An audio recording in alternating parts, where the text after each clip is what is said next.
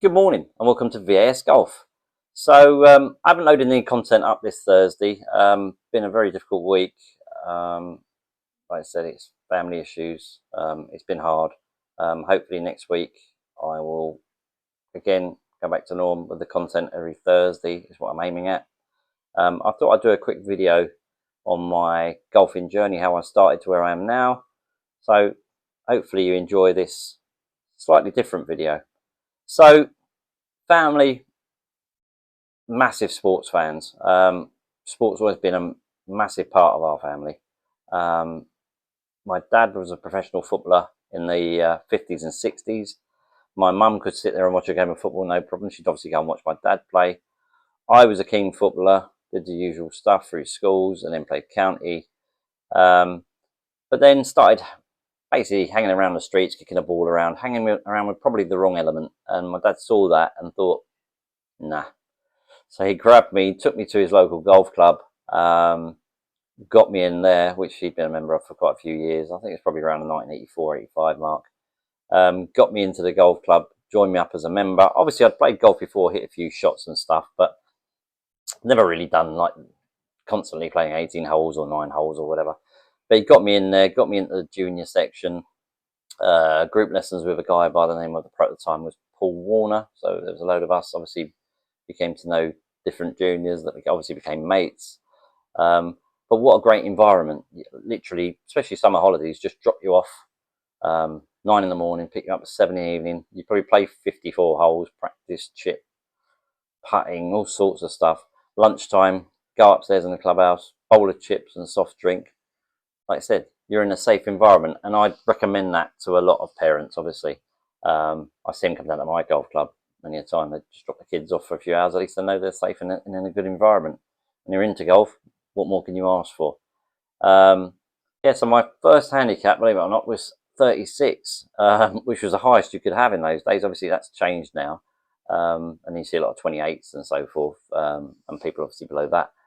But yeah, it was 36. So got involved, started playing obviously junior opens and stuff and what have you, as I got better. And certainly junior matches were always fun, us going away. And obviously your general club competitions. So yeah, just picked it up from there. Play with my dad, play with his friends, play with my friends. And what a great, like I said, safe environment to play in.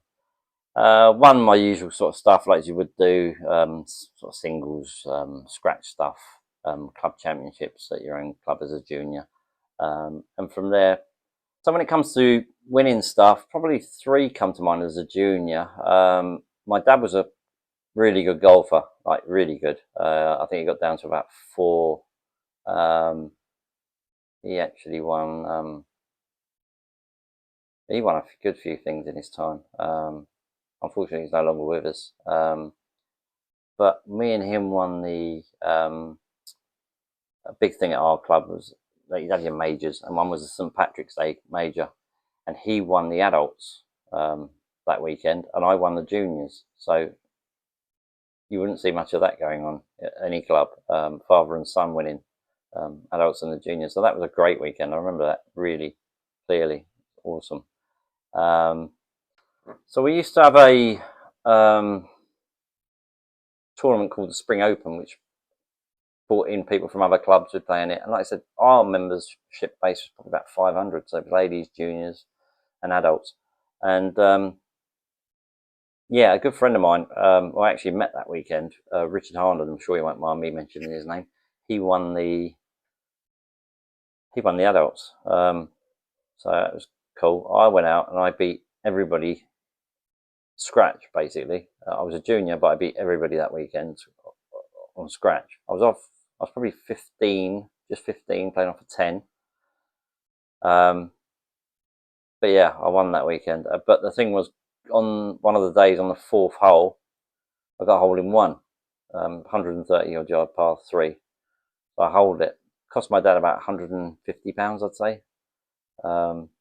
Yeah, I think even with the insurance knocked off, which is probably about £30 knocked off of the bill, it cost him 150. Needless to say, we had a good evening on prize giving night. I remember him on the balcony. He was having a good evening. So that was awesome. But after I got the one, we played the fifth, which is a tough hole. It's about 420. Um, and I wasn't the longest hitter, like I said, never have been. But certainly as a junior, I used to rely a lot on my 100 yards in. But I hit a 3-wood second shot into this par 4, which is a tough hole, like I said. And the ball was rolling slow as anything, hit the flag right in the middle of the flag and went off to about 3 foot to the right. And I actually missed the putt, but I nearly went 1-2. It should have actually dropped. But yeah, so that was quite, just, especially after getting a 1, almost ended up with a 2. So yeah, so that was that one. Yeah, so probably my biggest win as a junior was, I mean, this is going back, 1988 Junior Scratch Open. Everybody who knows me from back in the day knows that I like Pennyhill Golf Club. And yeah, I used to play it a hell of a lot. One of my favourite courses at the time. I think I've shot 6 under around there twice. But yeah, played that Junior Open and won it in the afternoon. It was absolutely pouring down. I didn't play particularly great. I don't think I putted that well, to be honest, which was obviously, like I said, 100 yards in was my forte. But I won that, so that was huge. Usual stuff, going to local papers and all the rest of it, taking pictures of me and stuff. But yeah, that was really cool, especially as a junior. But that got me on the peripheries of the county side. So I literally was getting into that. Unfortunately, and due to my parents obviously working, both of them working hard, being a junior, I couldn't get to certain events. They literally turned around and said he's not committed. So they basically almost done away with me to a certain point, which I get. But at the same point, I just started working in the pro shop at 16, so it was a full-time job. I just couldn't make certain events, and yeah, literally that was that basically. So I didn't play for the county team anymore. Yeah, so I started working in the pro shop, like I said, full time from the age of 16. Remember, I was at a golf course, a 9-hole course at the time, at the age of 18, and the pro and his girlfriend went up north and basically just left me to it for quite a while, I can assure you. So I was running a golf course at 18, working from 7 in the morning till 10 at night every day. I even gave group lessons that I had to give in that time. But yeah, that was an experience, especially at that age. So from there on, I started playing with the men in the men's competitions. Obviously, winning a few different things, scratch, usual stuff, match plays, club championships, but just really good fun, and like really competitive. Many a scratch open and so forth. And I was a member of, a bit further down the line, member of a few different golf clubs, be it private and public. Yeah, so a huge thing for me, certainly growing up, was summer. And certainly tournaments we'd play in Portugal. So my parents are from a small village in Portugal, but they've got a golf course there which was unreal. You can have your Wentworths, you can have your Sunningdales. This thing was tough. Only 9-hole course, but 2 separate tees. The fifth was just a ridiculous hole. It was 250, so elevated, but the green would be there with out of bounds behind it. You'd have to watch yourself. It was so difficult. The 7th and the 9th, obviously you play them twice, the separate tees. You could quite easily hit your tee shot behind you, because it could hit a pine tree and come back behind you, and I'd seen it before, and I've seen many people hit it 50 yards off the tee, and that's because it was just a narrow shoot off the tee. Just such a tough course. The 9th was, which is 9th and the 18th, tremendous hole, par 5, and it'd go out to the right, dogleg around to the left, and a straight long bit, and then it would dogleg again to the right hand side. So it was a bit of a weird shape and really narrow funnel into the green. But one of my favourite holes that I can honestly say that I've ever played. I take joy in that hole. That hole's a tremendous hole. I'm not saying I played it well all the time, but what a golf hole. Like I said, they used to run tournaments. I used to win as a junior. I'd win some tournaments there and stuff in the summer. Great fun. Go down in the morning, play in the morning, the competition in the afternoon. Sometimes it was a 36-hole one on the same day, and it was just great memories. Great memories. So as a kid, going out there, like I said, to these tournaments, there was a gentleman, I believe he was the head of the Portuguese Golf Federation, and he said that if anyone won this big tournament 3 years in a row, they'd keep the main trophy. They always gave us a replica of the trophies that we won, but never the original, which was kept there. So that was my goal, to get to this final. So years later, I qualified. I got through the quarters and the semis, got to the final, and I was in the final. Obviously, people wandering around with you, bit of pressure, but yeah, you just get on with it. Unfortunately, I lost. I lost on the 17th, 2-1. Hard to take. Yeah, it took a while to get over that one. But losing is a massive learning curve. So following year, I'm back. I do it all again. I get to the final again. Got through the first bits. I win. I win 2-1. I can't for the life of me remember who I beat, but I won 2-1. Over the moon. My dad's so proud. Like I said, learned a lot from losing the year before. So happy, and just looking forward to the following year. Yep, so I'm back the year after, trying to win it for a second time. I get through the qualifying, I get through the quarters, I get through the semi. I'm in the final again, and I played really well. I played solid, but it was probably better than that, to be honest. He didn't play great. 36-hole final.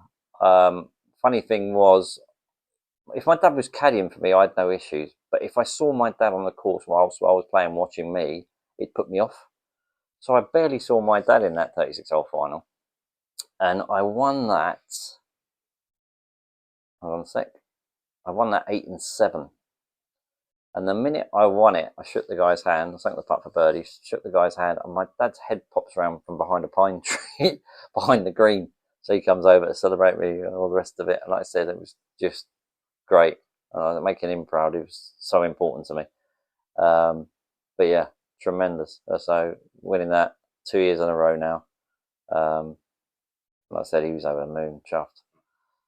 So following year comes. So like I said, I've always wanted to get in the final. I've been in 3 now. Obviously lost the first one and won the next 2. Obviously wanted to win the 3 in a row, but do you really think you'd do that? This time round, there's some guys that have come up from Porto, and they're probably all like 24s, maybe a tad younger. I call them Flash Harrys because they all had the shirts and then had them rolled up, which was really weird. So they were out the shoulders were like, and it's Portugal, it's hot, obviously, but just the way they were, just went a right bunch of. I mean, I've been there, so you understand it. But anyway, they've come up to do a number on me because obviously they're thinking, let's just take this title away from him. Obviously, I've got to win it, so but they wanted to, if just in case I got in the final, stop me winning it. So they've come up. Like I said, good golfers. I've got through the qualifying. I've got through the quarters. I played one of their guys in the semis, and I beat him. I can't remember the scoreline, but I beat him. To which I've got one of his mates in the final, which they're all wandering around with us, with the rest of everybody else wandering around watching the final. I hopefully, hoping their mate does one on me, basically, does a number on me. 18 holes in the morning. I've played really well. I'm 6 up after 18 holes, just on cruise control now, just thinking, this is it. A lesson to be learnt. We've all been there. Sport, never over till it's over, is it? No. 15th hole in the afternoon. Yes, we're still playing. I'm 1 up. Par 3 down the hill. He hits it to a foot. I've hit it in the greenside bunker. I've now got a hole this, otherwise we're all square. From 6 up, back to all square. And it's always that one. Hit the bunker shot perfect. Rolling in the hole, hits the flag. Somehow it doesn't go in. It goes to about 2 inches from the hole, maybe less. And I was just, what the... Anyway, it's sitting right beside the hole. It didn't drop. All square. We halved 16. We halved 17. We're now on that lovely hole that I said to you, the par 5, which was the 9th and the 18th. He hit a bad third shot left, and it's not quite as bad as Woburn, the pine trees, but if you get in there, you're in trouble. I've got 110 yards. I've absolutely, adrenaline must have been going. I've relaxed, but at the same point, I'm still, obviously, the adrenaline's still flowing. I've gone over the back of the green. I've flown the green for 110 yards. He's made bogey. I've got up and down from over the back to win. Now, anyone that knows me, certainly around that era, in those days, short game, 100 yards in, I was pretty lethal. And certainly around the greens, chipping and putting, I was extremely good. A lot of practice put in, don't get me wrong. I chip it to that. I chipped it to about that. So I left it on the side of the hole, and that was it. Done and dusted, tapped in, 1 up. 3rd year in a row, I win again. So, yeah, my dad comes over, obviously ecstatic. I'm obviously really chuffed. So, obviously, my dad immensely proud. I was over the moon. And that was it. I'd achieved my goal, certainly over there. So, that was great. Unfortunately, the gentleman who worked for the Portuguese Federation, Golf Federation that is, he had passed away 2 years previous. So I thought I'd get the trophy, which is what was always said. They didn't give it to me. Still, what, thinking about it, I'm glad it stayed where it is. About 4 years ago, my dad passed, and I went with my nephews when we were out there. After we'd done the funeral and stuff, we went to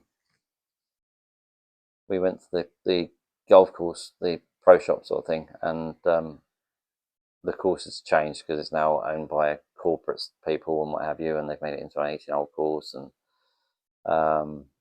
but the trophies were still there, which is great. So we took pictures with my name on it 3 times, which is really cool. So it was good for the lads to see it. The boys hadn't seen it. The course, the members course that obviously we used to play there was all majority of people from the town.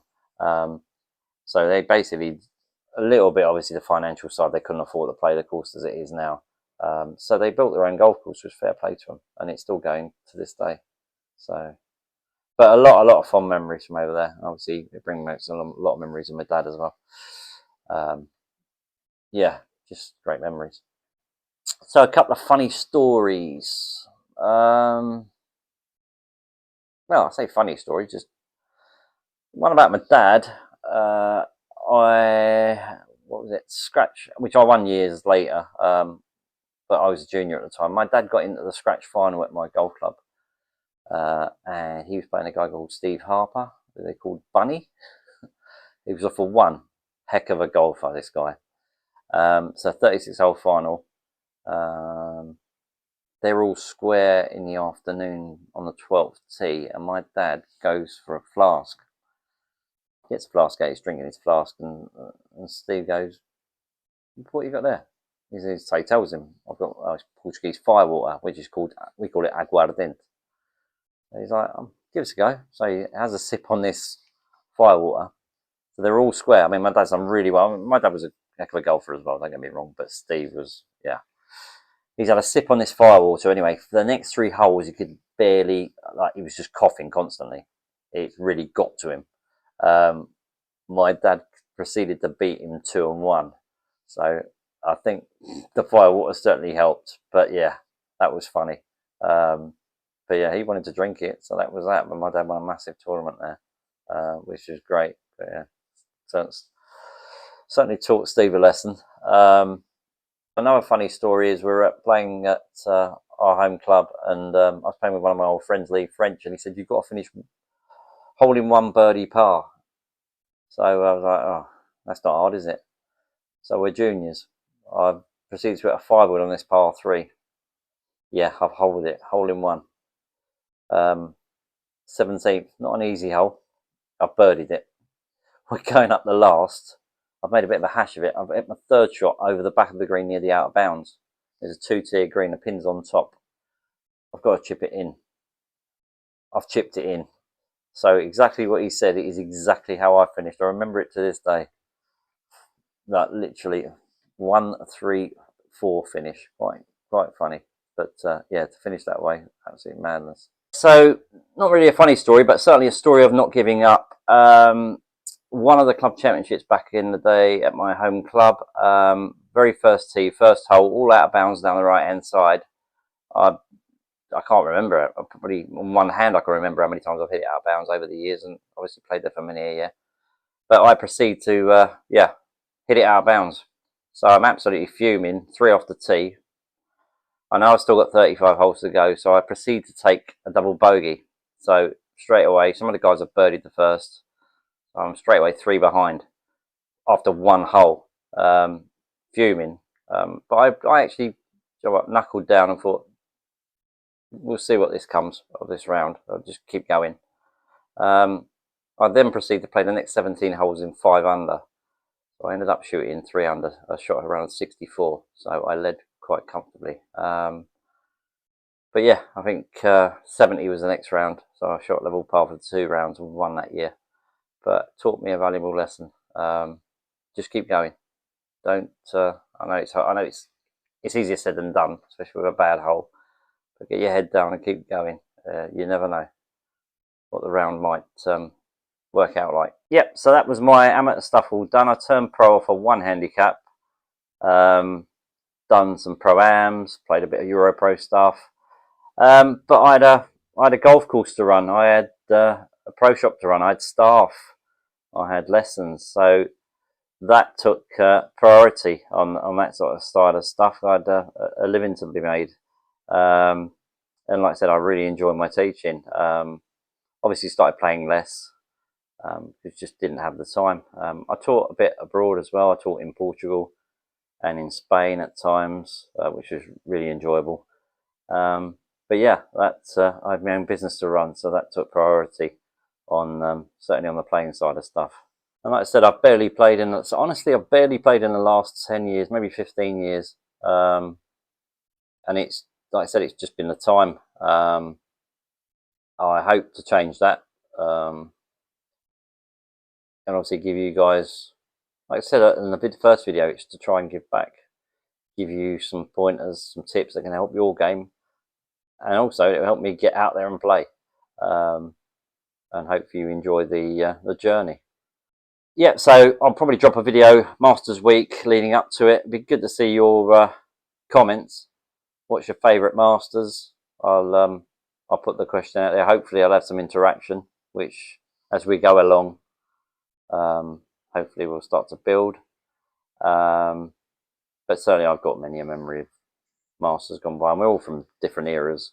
But yeah, it'd be interesting to see your comments on that one. Yeah, so I'll upload some videos of me playing in the last couple of years around sort of Lytham, the Belfry, a few other courses. If you're wondering why I'm wearing socks playing Birkdale, it's because I had a new pair of FootJoy Premier Classics that I decided to wear that day.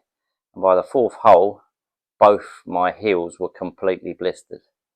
So I had to play from the, certainly 5th onwards in socks till we got to the 9th, and then got my other pair of shoes out the car. But yeah, that's the reason.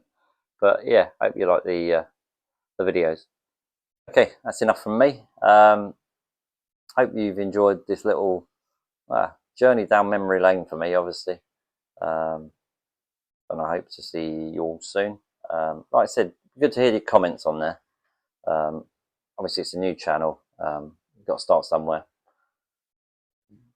Like I said, videos will improve. Obviously, well, it's just I'm learning as I'm going along as well. So please like and subscribe, and also comment, which would be helpful. And like I said, the liking does help as well. See you soon. Okay, so I thought I'd add a bit of context to what I've been talking about, and I managed to find this. So as you can tell, and certainly read, this is from winning the 1988 Junior Scratch Open at Pinner Hill, played in the afternoon in some horrendous conditions. So yeah, no comments on the photo. I'm 16 in that photo. So there was a couple of articles that came out, and this was one of them in the local papers. So that was kind of cool. I've also found images of that Portuguese Championship from the big trophy that sits in the clubhouse, and obviously with the 3 different plaques for the 3 years that I won it in a row. I'll add that, and also I've got some images of just some trophies I won in my amateur days, so I'll add that on here as well. Right, I shall see you all soon.